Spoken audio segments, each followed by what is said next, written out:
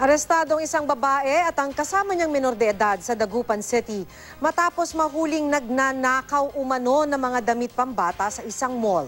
Yan at iba pang balita sa Luzon sa report ni Michael Sison. Apat na taga sa dibdib at isa sa kamay ang tinamo ng 57 taong gulang na mangingisdang si Johnny Dudalia. Natagpuan siyang patay sa barangay Manibok sa Lingayen, Pangasinan. Base sa investigasyon ng pulisya, nakipag-inuman si Dudalia sa kanyang mga kaibigan. Dinala raw si Dudalia ng mga kainuman sa bahay ng isang kaibigan. Kinabukasan natagpuan ng patay ang mangingisda. Patuloy na inimbestiga ng pulisya kung ano ang motibo at sino ang nasa likod ng krimen.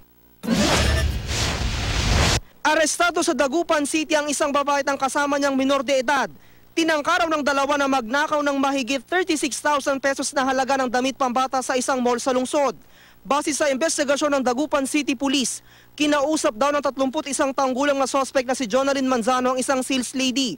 Habang ang minor de edad, nakita raw ng security guard na naglalagay ng mga damit pambata sa kanyang bag.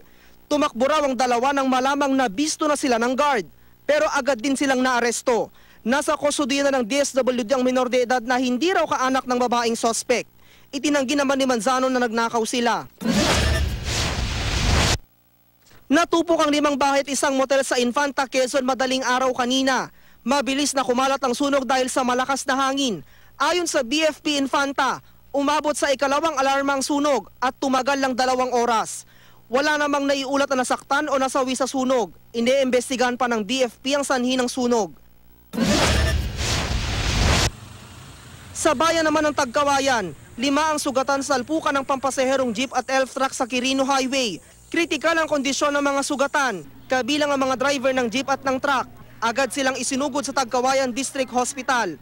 Ayon sa pulisya, ng aga umuno ng linya ang truck at nakasalubong ang jeep. Yan ang mga balita sa Luzon. Michael Sison reporting.